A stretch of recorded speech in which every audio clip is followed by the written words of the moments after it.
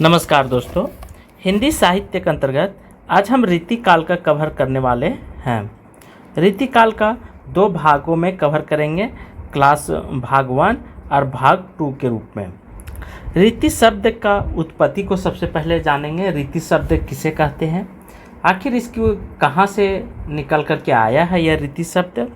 तो रीति शब्द की उत्पत्ति रियते गम्यते नैनीते रीति।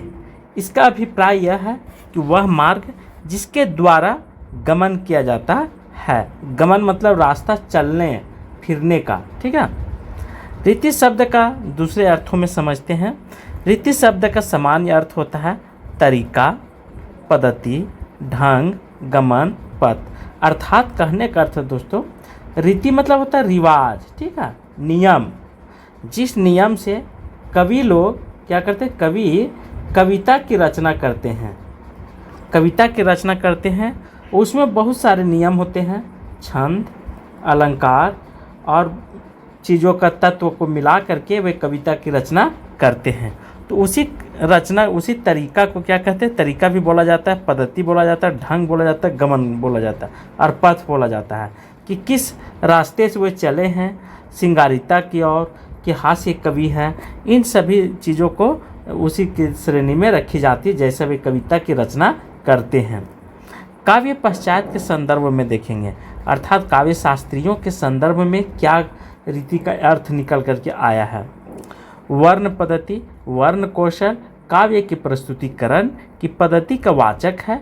आधुनिक युग में शैली का प्रयोग जिस अर्थ में हो रहा है वह मूलतः क्या होता है, रीति कहलाता है।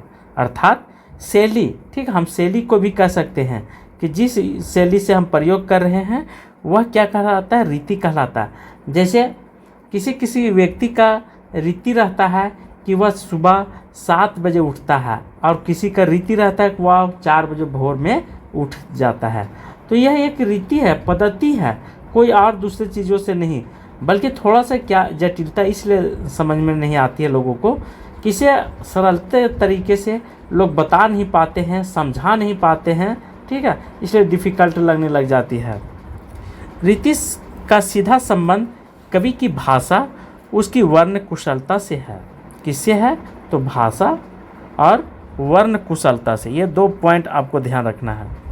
अर्थात सामान्य मनुष्य के हृदय में अनुभूति उत्पन्न होती है। करुणा के जिस दृश्य से अभिभूत होकर के कवि कविता प्रस्तुत कर रहा है, करुणा का वही दृश्य संभव है, एक सामान्य मनुष्य को अधिक अभिभूत कर देता है। अर्थात एक सामान्य मनुष्य कभी इसी बिंदु पर अलग होता है कि कभी उस क्षणिक घटना को और उनके उत्प्रेरित क्षणिक अनुभव को उपयुक्त शब्दों द्वारा अभिव्यक्त करके उसे शाश्वत बना देता है, ठीक है। इस प्रकार काव्य की सफलता का एक प्रमुख आधार होता है रीति। अर्थात हमने आपको बताया है कि कभी उस क्षणिक घटना को उसे उत्प्रेरित, ठीक है, और क्षणिक अनुभव के उपयुक्त शब्दों द्वारा अभिव्यक्त कर देता है। अर्थात जब कविता लिखी जाती है तो कवि की शब्द जो होता है वह बहुत ही मार्मिक और सुंदर ढंग से व्यापक रूप से वहाँ पे कविता में संजोई रहती है, उत्कृष्ट किया हुआ रहता है, तो उसी से शाश्वत बना देता है और वह एक सफल काव्य के रूप में जाना जाता है। महाकवि माघ ने इसी दृष्टि से कवि की तुलना एक चतुर्थ से की है। किससे, चतुर्थ वाक्यांश से की है, यहाँ वाक्य होगा। अर्थात कवि की तुलना किससे की गई है, एक चतुर्थ व्यक्ति से। क्यों नहीं किया जाएगा, क्योंकि देखिए चतुर्थ व्यक्ति इसलिए किया गया है कि यदि चतुराई से कविता की प्रारंभ या अंत नहीं की जाएगी या लिखी नहीं जाएगी, वह कविता मार्मिक नहीं हो सकता है और श्रोताओं के लिए उतना ढंग से पढ़ने की में मज़ा नहीं आ सकती है। इसीलिए इसे क्या कहा गया है, कवि माघ ने चतुर कहा गया है। सर्वप्रथम रीति की परिभाषा करने का श्रेय वामन को जाता है। किस कवि को जाता है, तो वामन को जाता है, जो पश्चात कवि के पश्चात शास्त्र के कवि थे। उसका स्वरूप विश्लेषण किया। वामन के मतानुसार विशिष्टता, प्रदर्शना, रीतियाँ अर्थात विशिष्ट पद रचना को रीति कहा जाता है। बिल्कुल सही है, विशिष्ट पद रचना। अब हम लिख देंगे क ख ग, क से कबूतर, ख से खरगोश, इस तरह से लिख देंगे तो यह विशिष्ट पद नहीं हुआ। विशिष्ट पद कहने का अर्थ होता है जिसका अर्थ एक अलग ढंग से निकलता हो और उसके लिखने की शैली भी विशिष्टता की ओर होनी चाहिए। तो इस तरह से इनका जो कथन है वो स्पष्ट हो जाती है, सिद्ध हो जाती है। राजशेखर, कुंतक और भोजराज ने क्या कहते हैं? तो राजशेखर ने रीति को वचन विन्यास क्रम माना है। यह शब्द पद रचना घटना का समानार्थी है। कुंतक ने रीति शब्द की जगह पर वह मार्ग का प्रयोग किया जो, ठीक है, ये क्योंकि यहाँ पे कुंतक ने रीति शब्द की जगह पर वह मार्ग का प्रयोग किया है। गुणों का सर्वप्रथम व्यवस्थित विवेचना वामन ने किया है। ध्यान रखेंगे, 2 पॉइंट यहाँ से मोस्ट इम्पोर्टेंट है। एक पॉइंट यह है कि जो कि सर्वप्रथम परिभाषित करने वाला रीति शब्द को वामन ने, और गुणों को विवेचना करने वाले व्यक्ति कौन थे? वामन थे। दोनों पॉइंट यहाँ से नोट कर लेना होगा।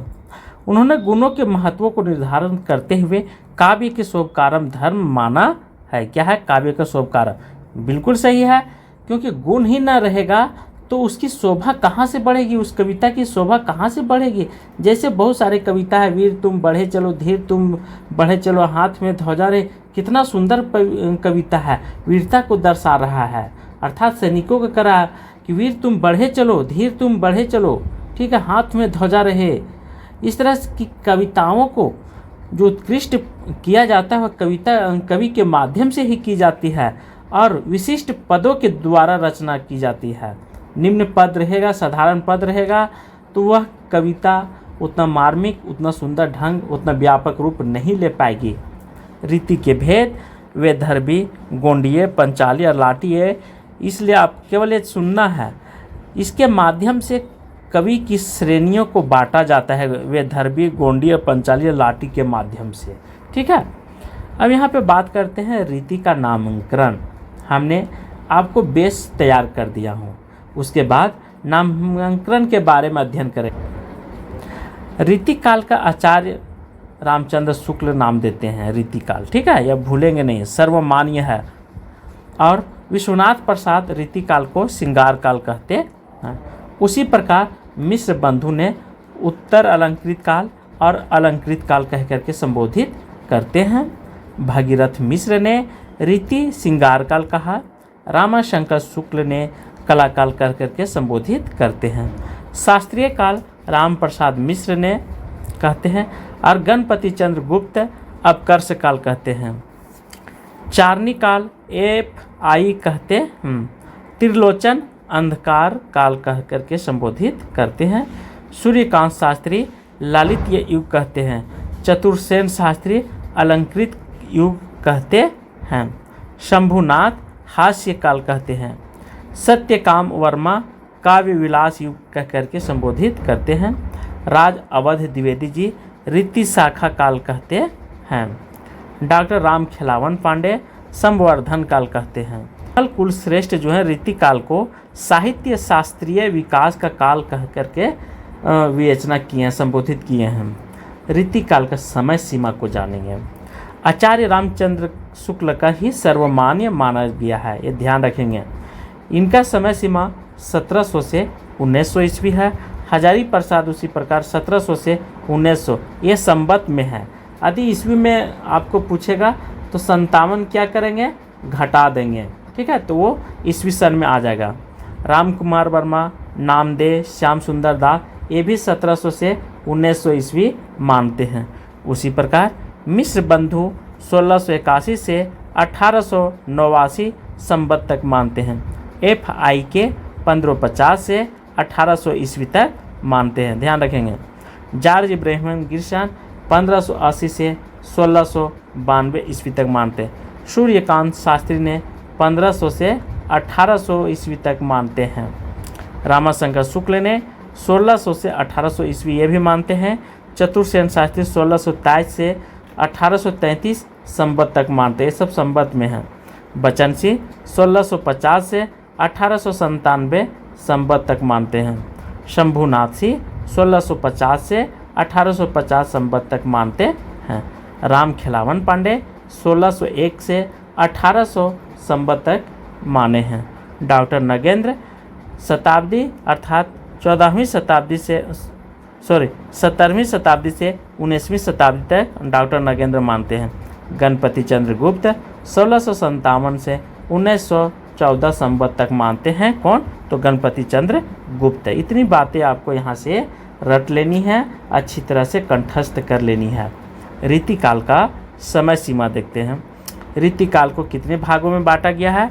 तो रीतिबद्ध, रीतिसिद्ध, रीतिमुक्त 3 भागों में बांटा गया है। जैसे रीतिबद्ध में, रीतिबद्ध कहने का अर्थ है दोस्तों कि वैसे कभी जो लक्षण, ठीक है, ग्रंथ को ध्यान में रख करके कविताओं को बांधा है, उसे चिंतामणि, केशव, मतीराम, देव, भिखारी, पद्माकर, ये सब ग्वाल कवि आते, उसे रीतिबद्ध में रखा गया है। जिसने लक्ष्य को, केवल लक्ष्य को ध्यान में रख करके, ठीक है, लक्षण ग्रंथों को न ध्यान में रख करके लक्ष्य को सिद्ध किया है, वो बिहारी, रसनिधि, निरीप शंभु, नवजात, ये सब आते हैं, ठीक है, रीति सिद्ध के अंतर्गत। उसी प्रकार रीति मुक्त के अंतर्गत न लक्षण ग्रंथ न लक्ष्य को ध्यान दिया, सभी से, इन सभी से अलग हट करके रचना किए हैं, ठीक है। तो घनानंद, आलम, ठाकुर, बोधा, दीवदे तो रीति मुक्त में आते हैं।